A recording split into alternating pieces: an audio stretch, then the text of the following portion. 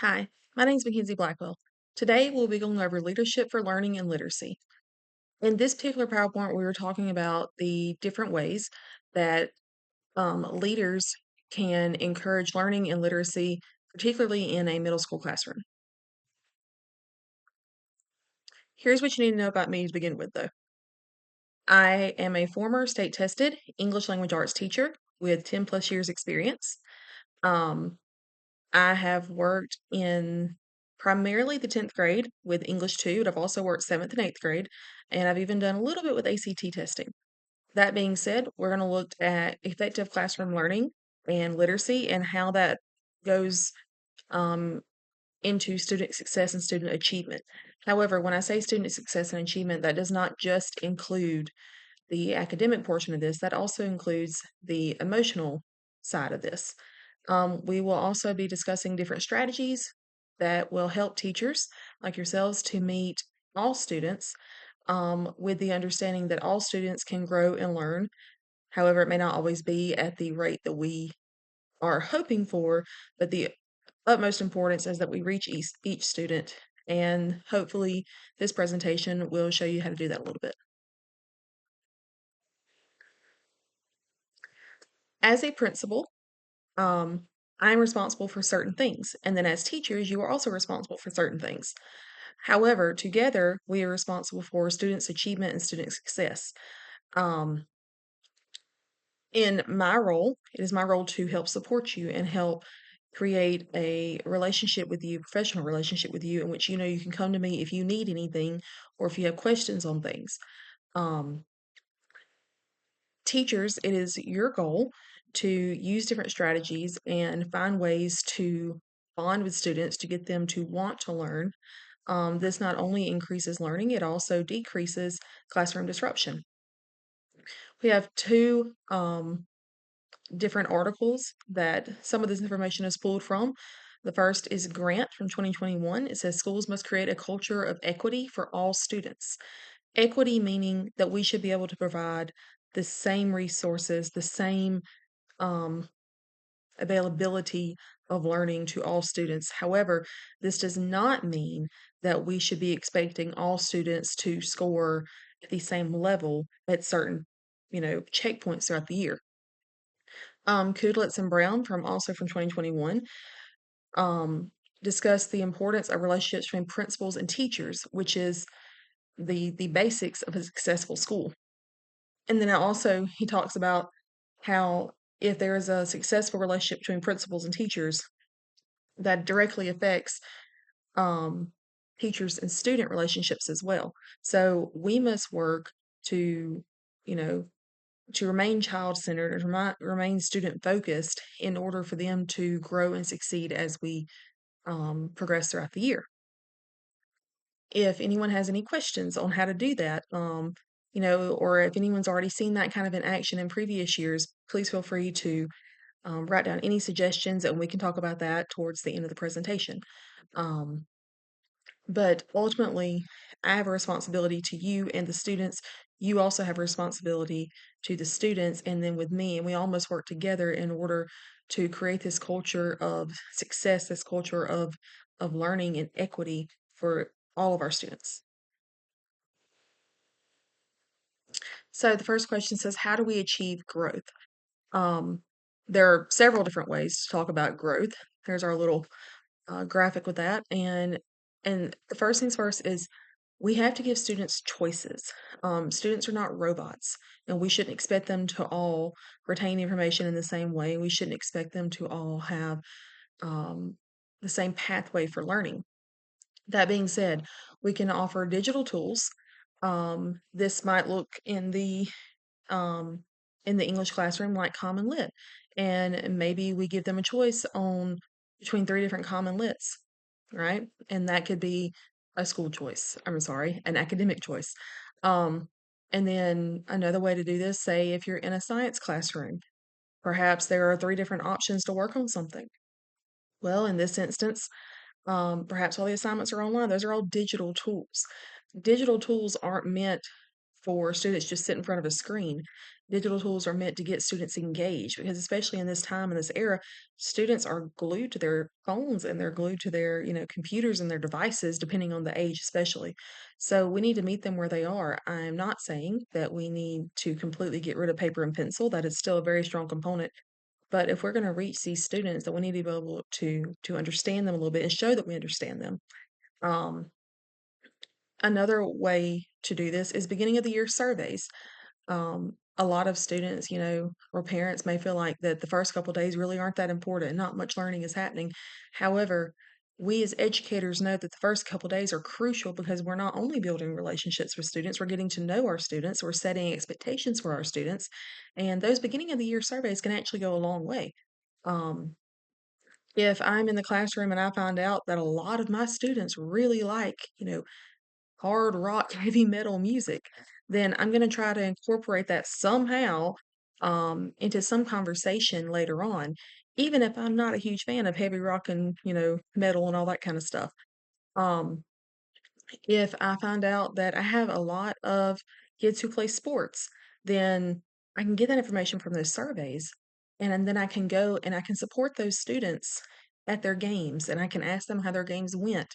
And I can offer coaching advice that may not help them win a game, but they think it's funny that, oh, Miss Michael's trying to get to know me, that sort of thing. So growth is one, how we express that we are interested in our students, and two, it's allowing them choices to learn. And that's extremely important that we build and we foster that feeling of you are welcome here and you belong here. And as principal, I am interested in first my teachers. So I also want to know, what are you interested in? What are you, what it's going to drive you? But then I'm also wanting you to be interested in the students just like I am, but you see them more than I do on a regular basis. So I need you to be interested in them. And there are plenty of ways you can do this. These are just a few that I've discussed. One of the ways to build growth, and you can talk about choice from the previous slide, is differentiation. Differentiation often scares a lot of educators, primarily because we don't know or we haven't been told what that looks like. Um, there's a very high chance that a lot of you are already differentiating lessons, you just don't realize it. But there are three main things to know with this. If you want students to grow, differentiation is the key to that student growth. Students, I've already said this and I'll keep repeating it, students are not going to learn at the same rate. If you had a child who comes in at the sixth grade reading on a second grade level, he or she is not going to learn at the same rate as a sixth grader who's on sixth grade level or who with a sixth grader that's even on eighth grade reading level. It's just not going to happen. So our goal as educators is to find out this information about our students, and then it's to say, okay, how can we push them to succeed? How can we push them if they're low? How can we get them up to grade level or maybe a couple grade levels at least? If they're on grade level, how can we get them prepared for the next grade level? And if they're already above grade level, those are the real challenges in that we have to work to continue to push them so that they're not, causing disruptions due to boredom or they're not sleeping in class or, any other number of things. So a few of the examples on this is reading deficiency, which I've kind of already touched on, and being above grade level also touched on. Then we have our dyslexic kids and we have our ADHD students. Um, a lot of these are things that we as teachers, you know, we want to say, oh, well, that's just how that kid is. But no, we can work to build and supply options and you know, different variety of ways to get to these students to make them enjoy class, to make them, encourage them anyway, to come to class and do as they're supposed to do. Um, Especially this like dyslexic and ADHD children, they're going to probably have 504s.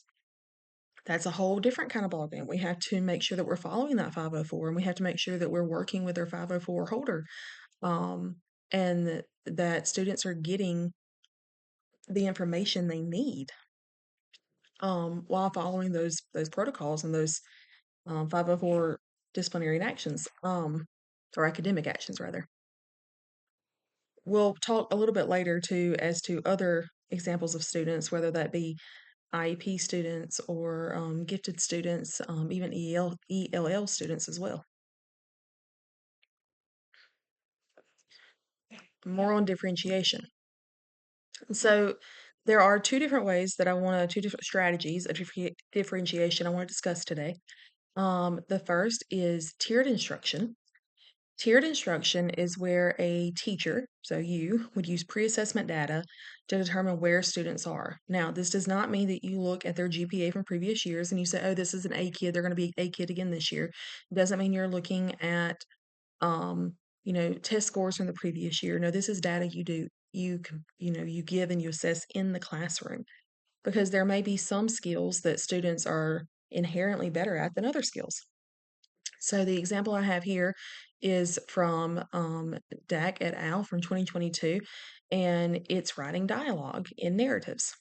So the example from this article discusses that, some students come in and they've written a narrative, and some are just really good at dialogue.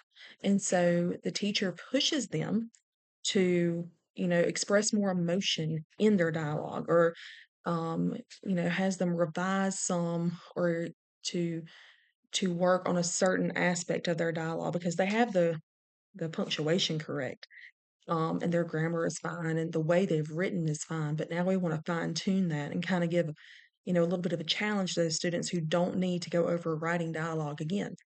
Then you have another group. Maybe they're still, trying to get the hang of dialogue. And so you as a teacher, you say, okay, no big deal. Let me show you a few more examples of how to write dialogue correctly, and then I want you to peer edit. And so you compare those students up with another student, and that can be done anonymously, or that can be, they find a friend and they swap papers, that sort of thing. There are multiple ways to complete tiered instruction. That's just in an English language arts classroom. But the primary goal is you do not predetermine student success. You use a pre-assessment data, and then you gauge instruction from that pre-assessment data. A second strategy for differentiation is productive struggle. Um, I know that as an educator, we don't want our students to struggle. However, students learn when they're challenged. Not challenged so much they just completely give up, but they are learn when they're challenged, and the teacher is there to help them, overcome their challenge. They feel a sense of accomplishment. So this is where a new lesson is being taught, perhaps a word problem in a math class. And we see there's a class of 15. Okay. We'll make it really easy. We'll do 5, 5, and 5. So the 5 top kids, they can do word problems.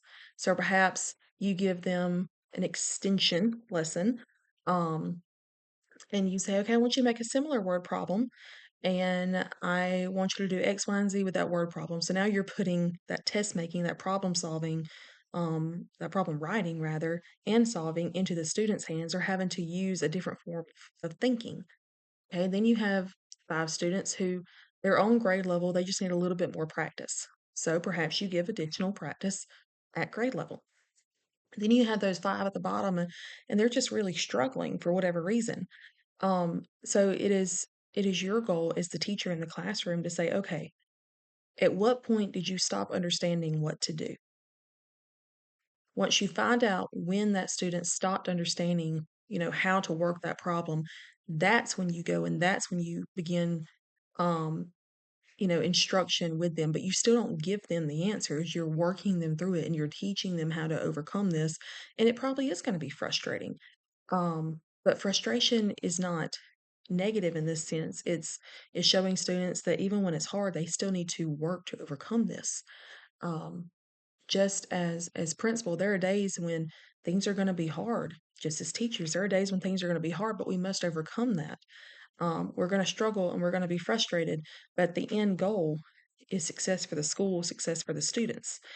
And so if I'm doing that, and if you're doing that, then the students are also going to do that, and they're going to learn through that process. The next one is talking about literacy. Now, literacy in middle school is going to look a little bit different than literacy in elementary. Elementary, they are learning the foundations of reading, which is essential, very essential to student success, all the way through college if they choose to go through college. Um, but in middle school, we have to get students engaged. We have to remind them that it's okay to read, and we're dealing with a lot of different, distractions in a class. So we have to find things that students are interested in. Digital literacy, I talked about that earlier, and also the link for this video I'm about to show talks about digital literacy. So we'll learn a little bit more about that too. But a reminder: using online tools, using digital resources is not bad because it gives students a different way to learn. Because remember, not every student is going to learn the exact same way. And then we also have evidence-based literacy, and that is, coming back to the fundamentals, teaching vocabulary explicitly, you know, teaching students um, how to look at information, and especially like informational text or word problems or things of that nature, or science lessons, and having them to analyze, how am I going to answer this question. um, Having students being able to gather and synthesize information. All of this is evidence-based literacy. So that being said, we're going to watch this short video on inspiring middle school literacy. um, we may not watch all of it, but we're going to watch, especially a little bit of it here. So here we go.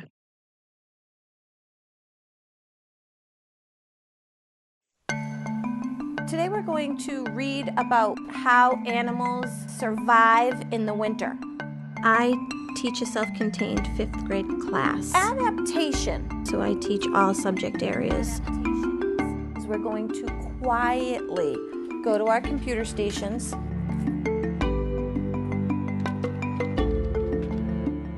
How does it not die? Inspiring Middle School Literacy is a series of self-paced lessons that focus on the use of reading and writing strategies in order to learn content in the middle grades. It's just like having a lesson with teachers, but at your own pace. You don't have to raise your hand that they could slow down or something. You could just go. Okay, so watching just that small bit, we know that student literacy is built on relationships, right? We have to build those relationships. We have to get to know students. Um, and digital literacy is a one way to do that, because teachers can assign, what students are interested in. And so that is a great way to implement literacy in the middle school classroom. And also, it's discreet enough that if you have students who are struggling, then not everyone knows that they're struggling, right? And then if you have students who are reading on a much higher level, not everyone knows that they're reading on a much higher level. So it's differentiation and literacy and meeting students where they are, all in one fell swoop. Um, and it's giving you the three things listed on this, on this slide. Um, and so our goal this year is to embrace some of that digital literacy, um, because it's what students are more accustomed to, and it can kind of catch their attention. And also, it takes a little bit of the work off of you. This next one is called Building a Sense of Belonging, and it's from Edutopia. Once again, we're not going to watch all of this, um, but it talks about the importance of what I actually talked about previously, which is I build a relationship with you, and then you build a relationship with your students, and then student success is going to inherently follow. Anything else special happened this weekend, friends? In the pool, I did a cannonball. I know how to swim. You know how to swim? I know how to blow bubbles underwater. You Me do? too. As human beings, one of the most essential needs we have is the need to belong. In school, children need a sense of belonging to be able to be productive learners. They need to be connected to their fellow students, connected to their teachers, to also be affirmed in who they are in a way that is positive and accepting. Okay, so from this clip, we know it is important for all grade levels, because we saw little ones that were probably in kindergarten, and then we saw middle school students, we saw high school students. You have to make students feel like they belong. You have to make students comfortable. Um, you may not be able to do this with every single student immediately, but it should be our goal, in this school to make students feel like they belong here and that they're proud to be here. Um, and then our success will follow academically, behaviorally, emotionally. We have three different students types that I'd like to quickly discuss. Um, the first are ELL students, which is English language learners. These are students who English is not their first language. We have our SPED students, which is special education students. These are the students with IEPs. They usually have some kind of learning disability, and you'll work closely with their inclusion teacher. And then we have our GATE students, which is the gifted and talented education students. These are the students that, regardless of their GPA or how they're performing in classes, they have passed the test usually given in the lower elementary grades that says these students think a little differently and they have different interests. Um, and those are the students that might be interested in a lot of project-based assignments. And they may even be pulled out, once a week for GATE class. Some people call it gifted, some people call it GATE. When I was in school, we called it GAT, but it's still the same thing. It's for those students who work at a slightly different level, sometimes higher, sometimes just differently than their cohorts. ELL students should receive weekly interventions. And according to the article from 2024 written by Vu and Vu, they should also engage in the daily 5 strategies.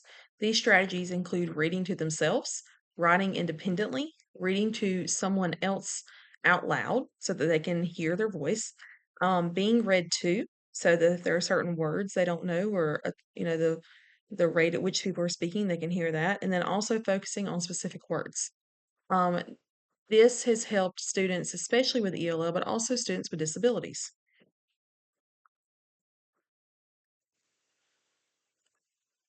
SPED students are the next ones. These, as previously said, they could do the daily 5 strategies, but it is your job as the teacher to work closely with their inclusion teacher.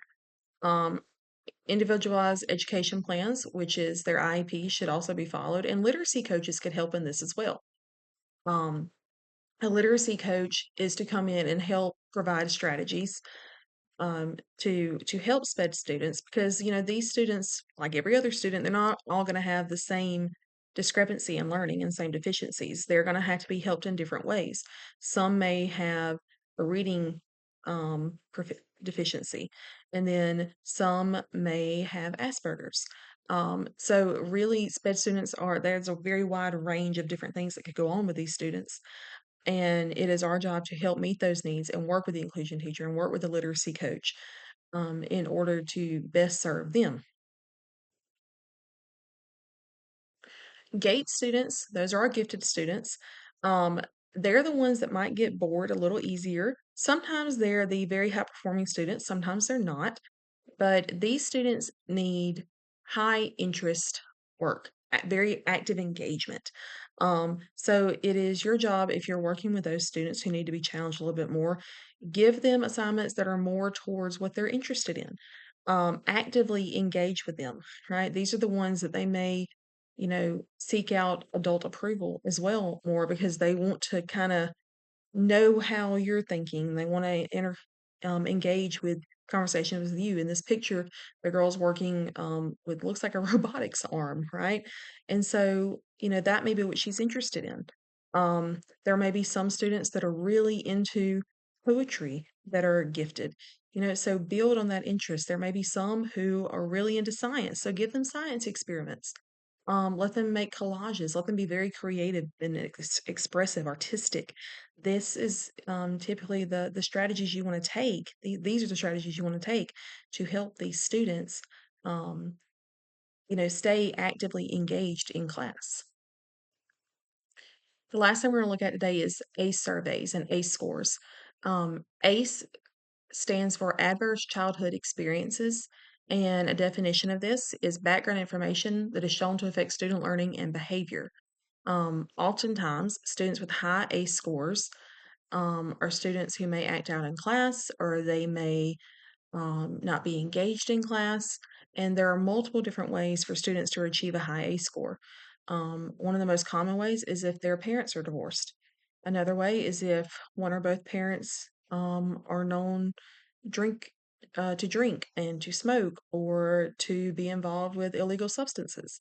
If students moved a lot and when they were younger, this can all affect their ACE scores, and it's a tick in the box every single time because that stability has been gone or there's been adverse um, reactions and consequences in their childhood. So, a study by Jensen from 2025 says that high ACE scores often lead to suicide and self harm, depression, anxiety, and drugs and alcohol. None of these things are what we want for our young students. Now, a lot of these do come about whenever students are probably, edging toward seventh, eighth grade and higher. A lot of this is seen in high school when they're given a little bit more freedom. But in the middle school capacity, we need to be able to recognize this as soon as we can and, try to get these kids some help if we can. While A scores are not available to everyone in all districts, these are very helpful because this information can be used to gauge, how to word things in class and also to be on the lookout for things in student behavior. The goal, if if we are given this ACE score information, is that we can all work together. That includes myself, teachers, counselors. We all need to work together to help these students and to overcome these things because we don't want any of these, these markers to indicate something that's going to happen to our students. At this time, if anybody has any questions, please let me know. We will have an open discussion time. And you can see all of the references on this slide and the next. Thank you so much and have a great day.